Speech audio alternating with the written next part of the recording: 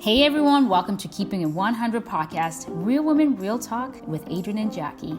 Each week, we're going to dive into any and all topics, keeping it real, keeping it honest, and keeping it slightly uncomfortable. Thank you so much for joining in to today's episode. Now let's begin. Hey guys, welcome back. I'm Adrienne. I'm Jacqui. And today we are going to dive into how everything that we do is a choice and how to drop the victim mindset. And take control of your choices. Yeah, so this is going to be a pretty juicy topic today. Jacqui and I just really want to share our personal experiences in living in that victim mentality, how we came to own our own decisions, and hopefully give you guys some tips and insights, and also just share some examples that we come across every day of, you know, where we do have choices and we do have control over our life, and it is about radical responsibility. So absolutely, I totally agree. I mean, I kind of lived in a place, I remember a few years back where I lived in a place where I always made excuses for everything. Actually, up till maybe most recently, where I had to just tell myself, you know what? Enough with the excuses, because your excuses are not going to get you to where you want to be. And I'll give you guys examples. Like, okay, so before I got into fitness, I was fairly overweight. And I was fairly busy because I was in a busy profession, and the rest goes on. But I mean, I was overweight, and I knew I was overweight. I was eating unhealthy, and I was working a lot. I had a gym membership that I barely ever used. And somehow I just couldn't find the balance behind it. And I would make excuses. I would be like, well, I work till late. I get to work so early. When do I exercise? During my lunchtime, something like, but I don't want to really get out and go and exercise because I have to get work done. And there were just excuses after excuses. So my thing was, yes, fine, we are, I was busy, but was I busy enough to not take care of myself? But that's where I was at the time, right? For sure. Yeah. And I mean, I don't know. What about you, Adrienne? When you go way back, what was one of the things that you found were pretty were pretty that would set you back? Sorry. I lost my trail of thought for a second there. That's okay. I'm having some technical difficulties here, so give me 2 seconds here. No problem. Yeah, just how the internet works. Let's try this here again. Oh, it's not working. All right, it's okay. You can still see me, right? Oh yeah. Totally. Okay, sweet.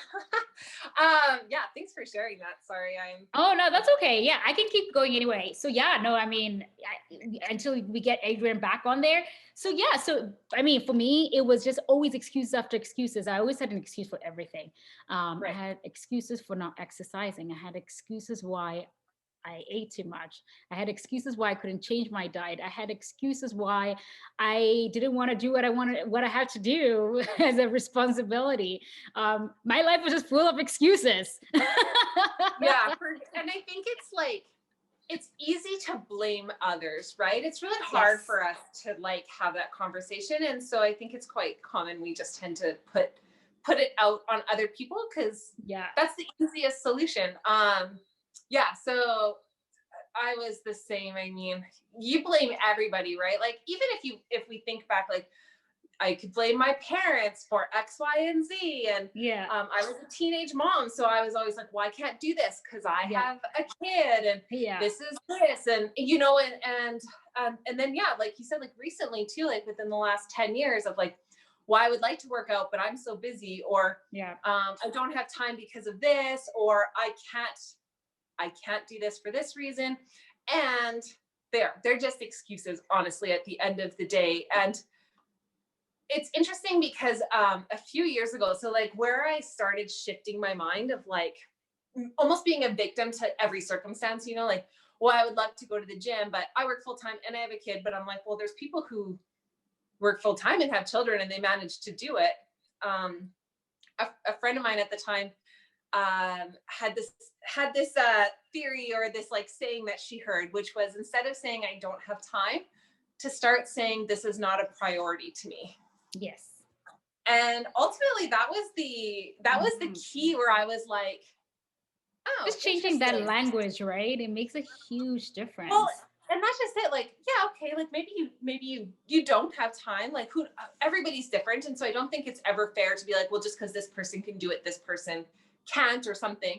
But owning what you're choosing to prioritize, owning what you're choosing to do, right? And so taking just that, taking that ownership and not playing a victim to the circumstances, but knowing that you do have a choice. You know, people make crazy decisions all the time. And so as I started like acknowledging this decision, I started coming across more and more examples of it. Like I met this girl who wrote a blog, and she wrote a blog all about adulting and how she was sick of people saying how much they hated being an adult. Right. Because she's like, when you're a kid, you don't have choices. You do what your parents tell you. As an adult, you can do anything you want. You don't want to go to work? Don't go to work. People literally do not go to work, you know? But guess what? You suffer the what do you call it? The consequences if you don't do that either, right? There's the downside to every choice. Well, and I think a lot of times what happens is we assume that we don't have a choice because the consequences are not favorable. Yeah. But you do have a choice. You're just choosing not to take on those consequences. You still have a decision. Mm-hmm. And so I think that kind of gets lost. Like there's a difference between, you know, having choices that you don't necessarily want to choose between versus not having a choice at all. That's right. So let's go back to the making things a priority. So there's a lot of things that, and every individual is so different. We can make priorities based on our lifestyle, where we're at in our lives, age, sexuality, whatever the case may be. There's a lot of choices out there. At the end of the day, when we say we don't have a choice and you're in a certain situation, now my question is it a matter of not having a choice because you simply don't want to change your way of thinking, or you don't have a choice because it's a financial situation, although you still have a choice there still? Yeah. Or is it a choice because of people around you, which again, you have a choice who surrounds you as well.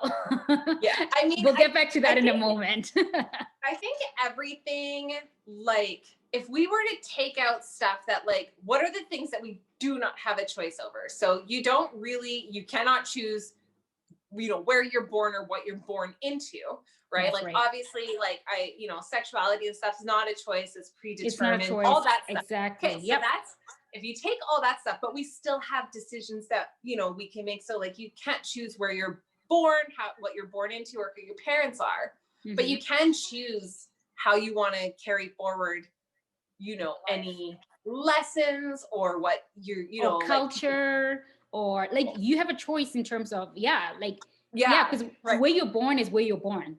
That's it. And so like I think like a lot of people do that where they're like, well, I had this and this and this happen, and which I can totally relate to because I had a lot of extenuating circumstances happen around me, and for the longest time I kept saying they were happening to me. I didn't have a choice. They just kept coming. But my choices were in how I dealt with them. And so instead of just saying, well, I'm a victim, there's nothing I can do, as opposed to being like, hey, what can I do to like improve my situation, help myself, take care of my mental health, right? So yeah. So Adrienne, what are some of the examples getting into that? Because I would like to know a little bit more. I mean, if you want to share, please. If you don't mind sharing with me and with us. That's so funny. I'm trying to think of some ones that I have a lot of different examples from varying places in life, but one of them that was honestly, I share it a lot, and it was like the moment where my life like actually changed and I became healthier was when in 2017 when I left corporate. And so I did live in that victim mentality where I was like, well, I can't do anything because I need to have this job and I have to take care of my son and I have to do this. And so it was one of like, I was like, I don't have time to work out. It's not my fault that I'm overweight. It's not my fault that I'm sick with like all these different illnesses all the time. It's not my fault. I'm a single mom with a full-time job and but the thing is that when it became so catastrophic that my health was literally failing me, my son's mental health was out of control, I was struggling, I almost got fired, I was struggling to hold on to my job, the choice became that I ended up quitting, going on welfare for a year. Mm-hmm. And even though the bills, you know, or even though my income was lower and like the lifestyle was different, it gave us the space so that I could take care of myself. And then in turn, I was actually able to provide more care to my son and get him support because I wasn't so run down trying to work 60 to 80 hours a week at a job. And so that was really like a defining moment where I was like, it may not feel like I had a choice. You know, I definitely lived in that victim headspace where I was like, it's not my fault, but I had control. I was choosing money from the big fancy job to pay for a big fancy apartment that wasn't fixing anything.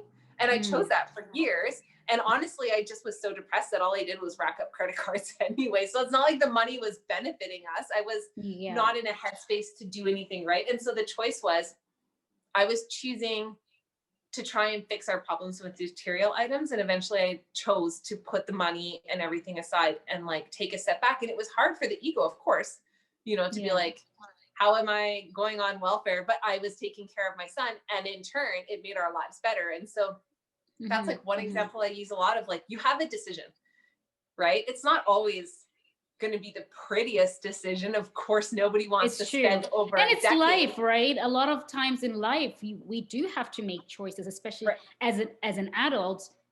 Being an adult is all about making choices. So, but we have to live with those circumstances, whatever the choice that you decide to. I think that's it, right? You have to kind of like, which one is more important? Right. And so people, they'll be like, well, I don't have a choice. I have to do this. No, you don't.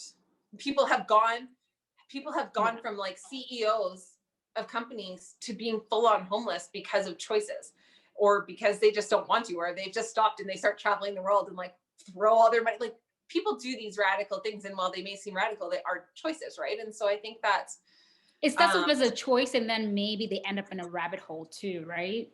Especially when you come from being a CEO to homeless. And not that I'm not putting any, so we're not trying to say people who are homeless basically decided to put themselves there. But there's we're taking mental health, and we're taking like, there are underlying factors, of course, drug use or whatever. 100%. We're talking like the very like surface level decisions that we can make on a day-to-day basis. And I know for myself, and I'm sure for you, like, we've encountered a lot of people, or like even, you know, in our jobs and stuff, like connecting with clients who genuinely feel like they don't have a choice. And like, how do we kind of navigate that, where it's like, you know, you're choosing to pay for your illness, or you're choosing to pay for your wellness. Yeah, exactly. And that's a very interesting, I mean, when it comes to wellness, we know it better than anybody because we're in the industry, is you're literally investing in yourself. So I almost find that, like, I mean, it's easy for me to say that's a given, that of course I'm going to pay for my health. I mean, duh. But not everybody thinks like that. People put wellness and, you know, and fitness on the back burner because they literally don't think it's important. And it's okay. It's where they're at in their lives.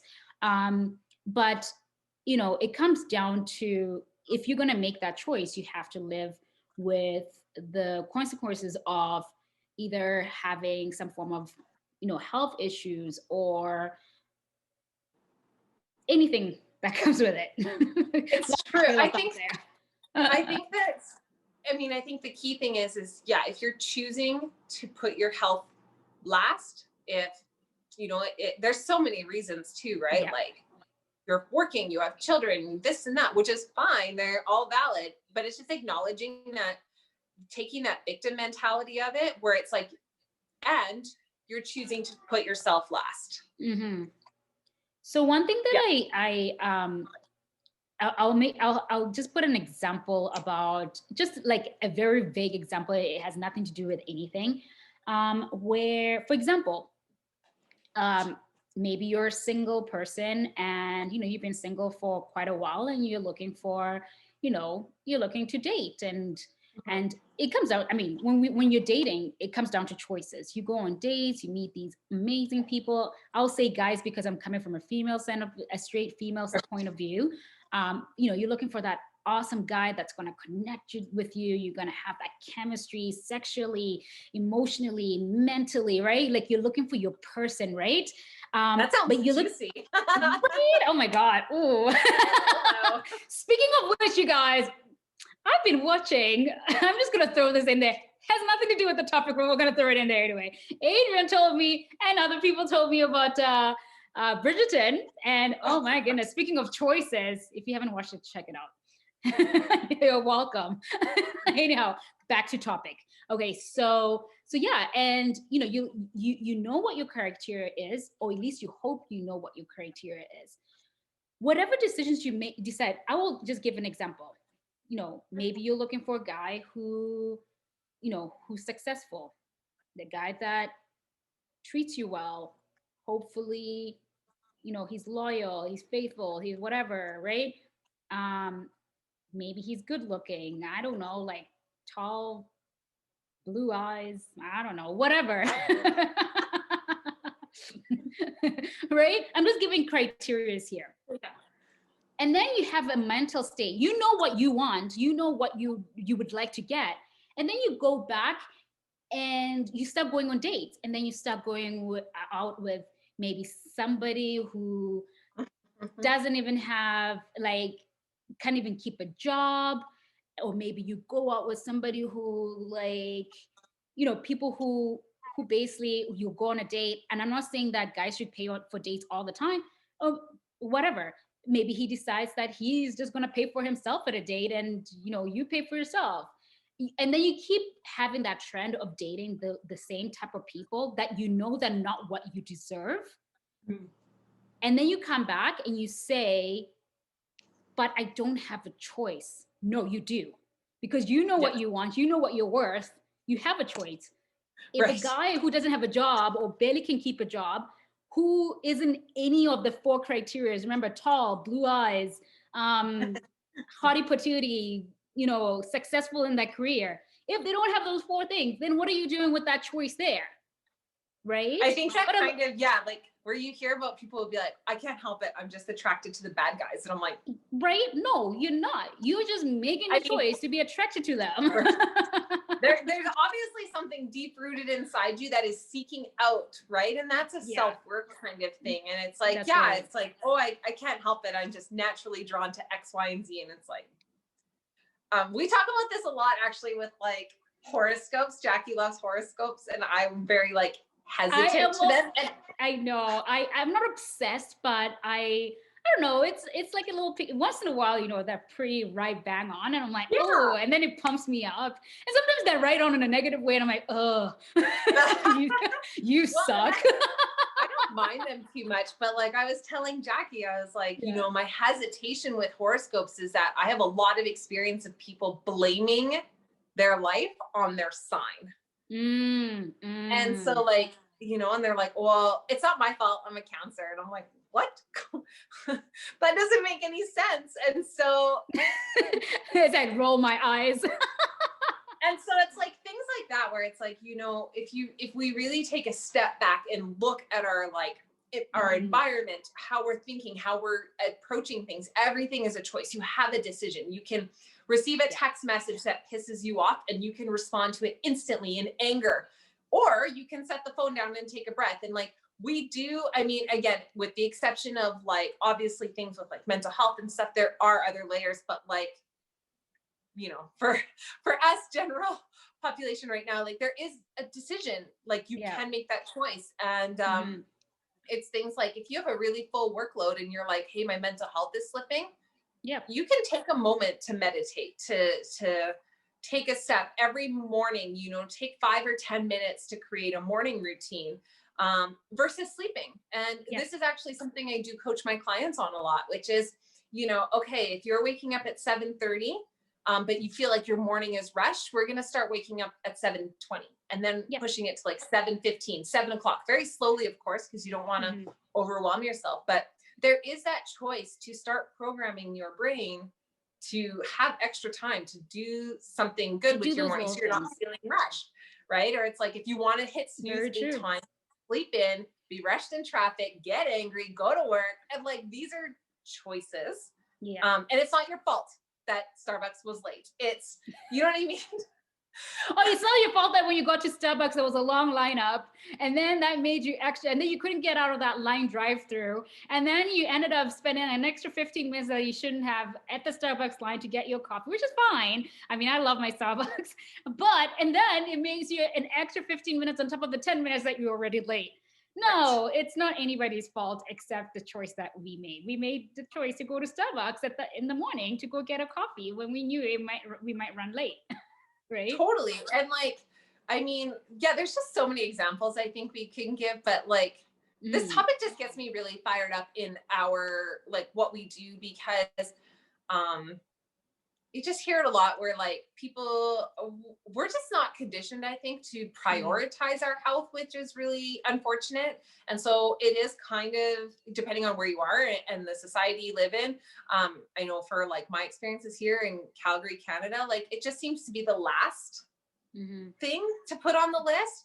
And so it becomes almost this idea where people don't know that they have a choice, but it's like, it's okay to get up early and work out, or it's okay to, you know, take 3 nights a week away from your family and go to a workout class or go get a massage. Like these things are okay. But ultimately, if you're saying, well, no, I'd rather spend time with my family, that's okay too.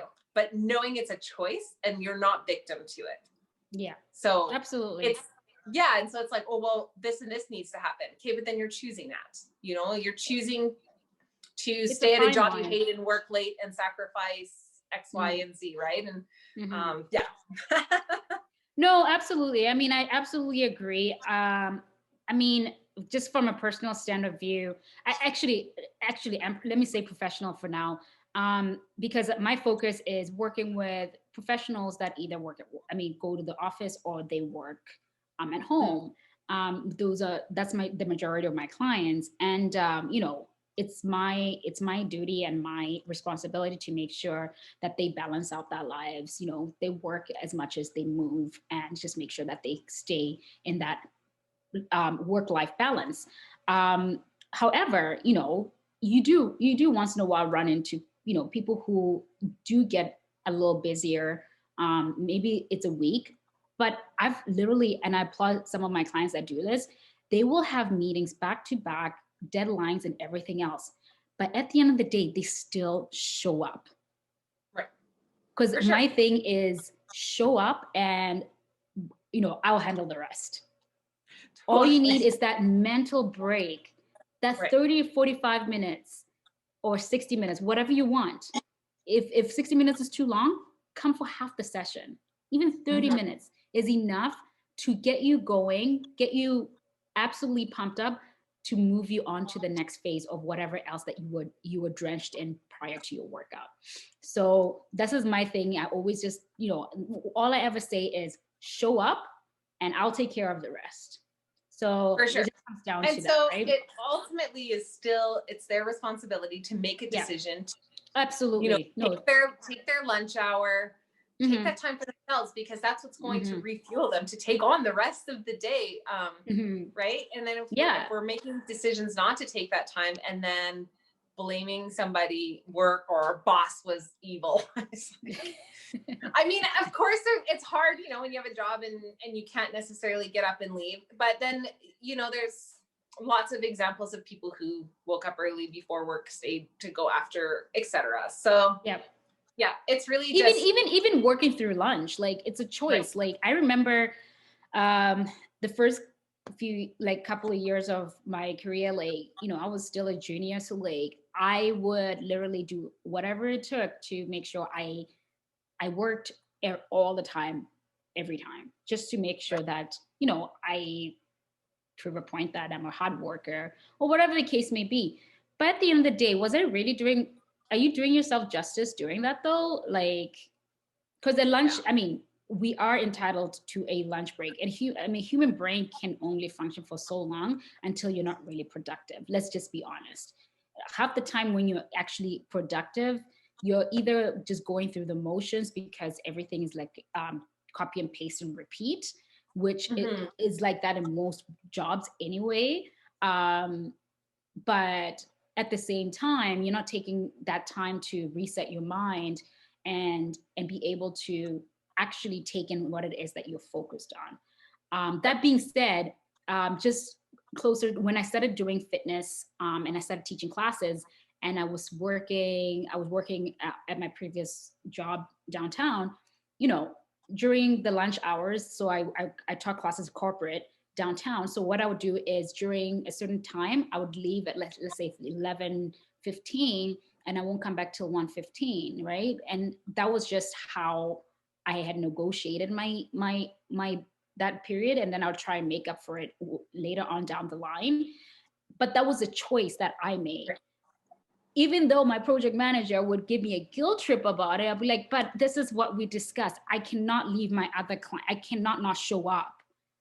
Right? So it was a very fine balance where eventually I had to make that choice of, do I stay with engineering, which I knew it was a very, very volatile career. And the reason why I got into fitness was so that I have that sense of stability, that sense of control in my path. Or do I go with the fitness where I know I will take a hit financially, no matter how I look at it, but me being the hard worker that I am, I know I can make it work. Right. So it was a choice that I had to make, and I had to walk away from one or the other. It was take it or leave it at some point, because I couldn't do both.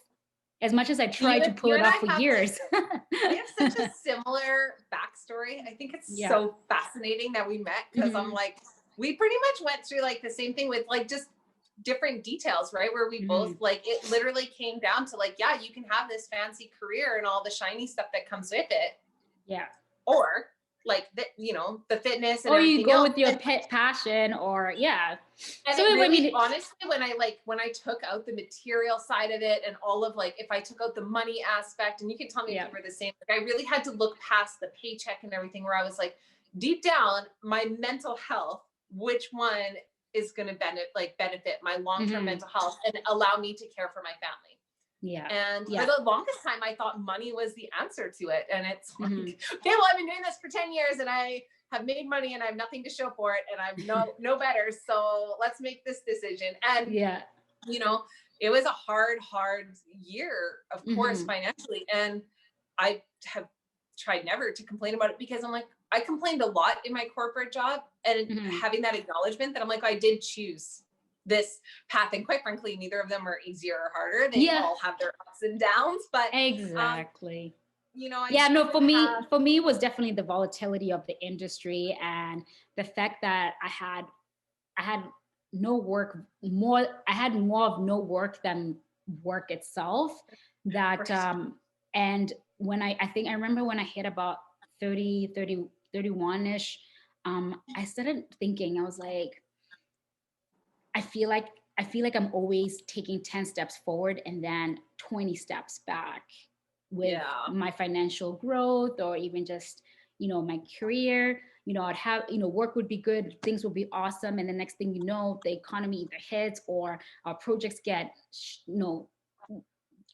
paused along the way, and then all of a sudden you don't have the hours, or you don't even have the projects, and then you're sitting at home for at least a month or two, and you're draining into your RSPs, you're draining into your tax-free savings account. Next thing you know, your savings are drenched because you're spending more of your savings than actually getting paid. So so it was just like, well, I have to make a decision. Is this really going to work for me right now?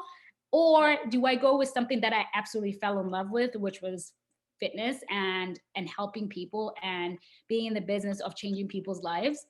Right. So I made that choice, and it's a choice that I'm happy with. And there we go. That's why we're here.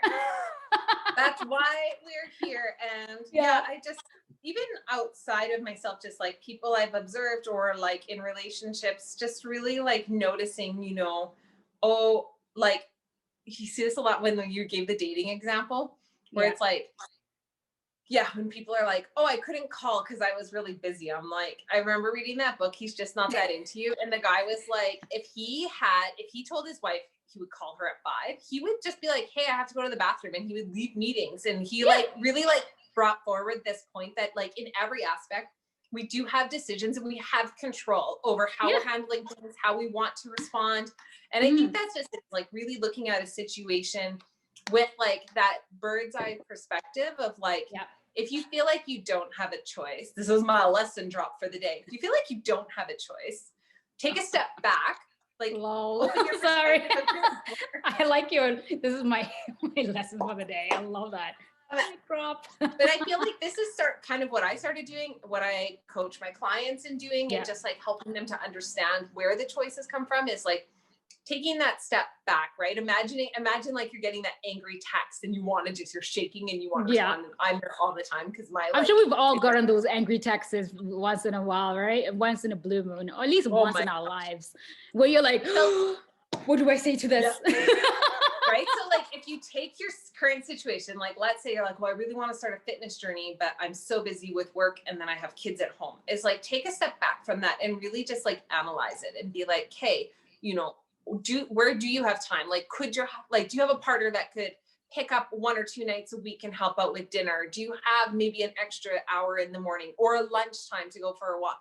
Taking a step back and looking at it from like that bird's point of view and really actively like, instead of just quickly dismissing an idea, saying that you don't have blank, looking at the options, right? It's not that you don't have something. There's options, and which one are you choosing? And then owning your choice, which is the really like no bullshit part of this is like, own your decision. If you don't want to prioritize something, that's fine, but we can't play victim to those decisions. That's true. Right. And as humans, we're very quick to like make, like blame something or someone, especially if you don't, I mean, we have to train our minds not to do that because it's almost a natural thing for most people to always look for something to blame. Right. Because we never want to be the ones that are wrong.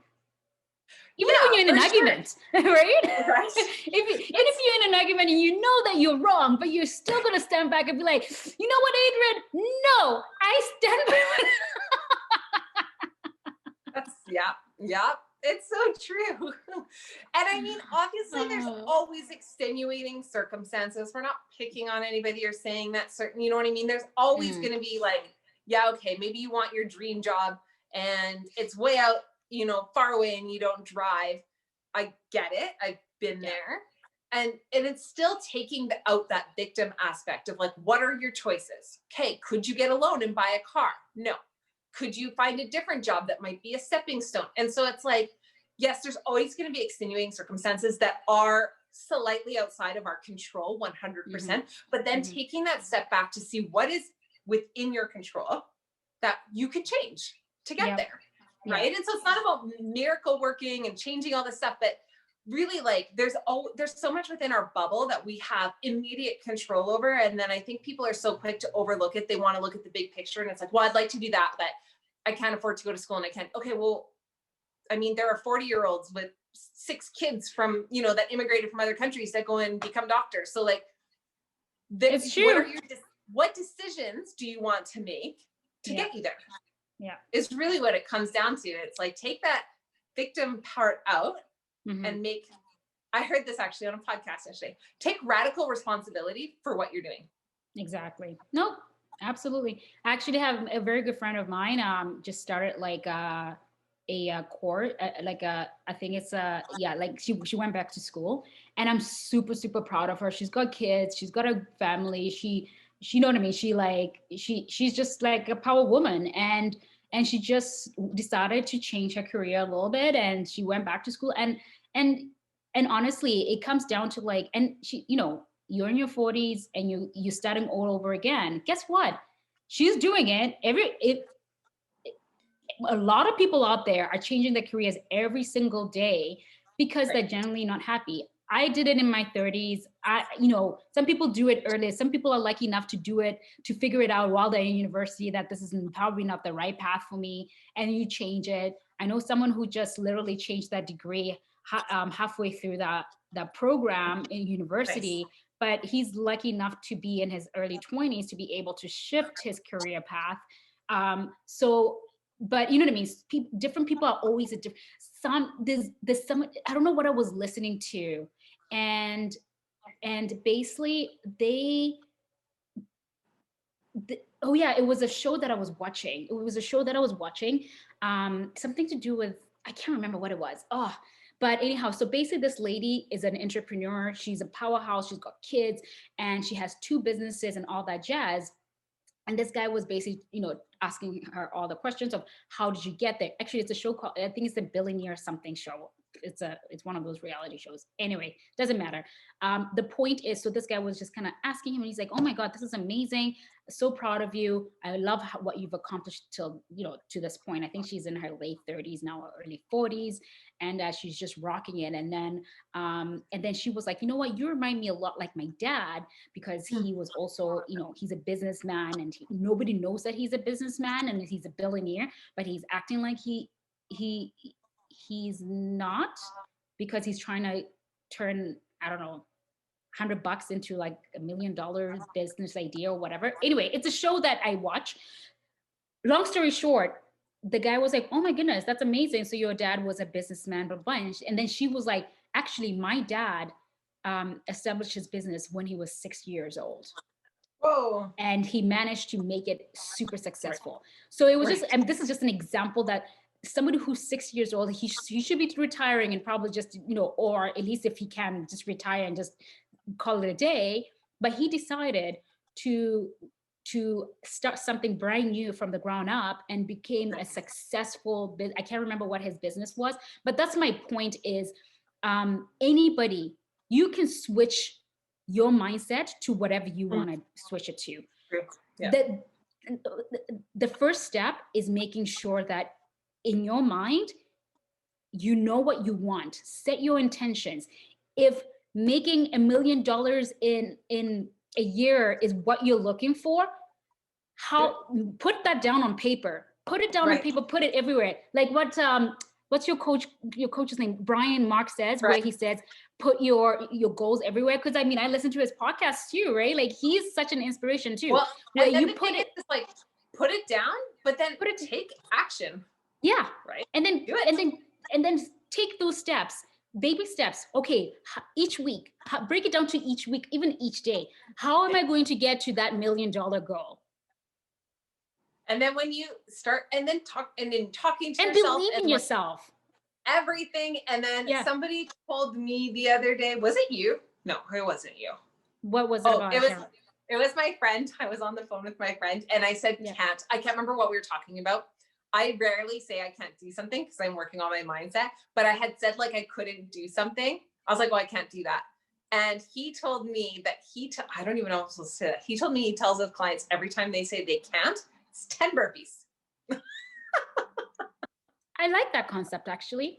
I was like, I don't want to do 10 burpees. I'm never going to say I can't do anything. I don't want to do 10 burpees. If it means you not saying that, Adrienne, or any of us say that, so I'll do it. When people are like, well, I can't do this, I can't do that. And it's like, I understand like manifestation is a hard thing to kind of wrap our minds around. And there's so many steps to it. But ultimately, it's been proven what you say, what you speak out loud becomes your reality. Reality is what we design it to be. And so if you want something, you need to take the inspired steps, take the radical responsibility, and you need to take that action, make a decision, and then do the work to get there.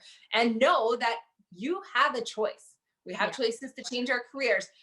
I mean, I know they're difficult, but there's choices to leave relationships. There's always going to be layers, but there are decisions within those layers, always, all the time.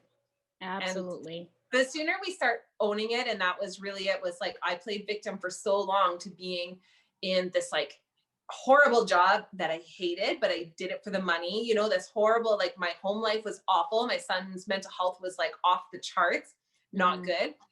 And for years I was like, it's not my fault. It's not my fault. This is what I have to do. And it's like, no, there's still decisions within that we can make. And so I like that. There's always a choice, friends, always a choice. And so sometimes it's taking a step back from what you think your choices are. Maybe there's smaller steps, right?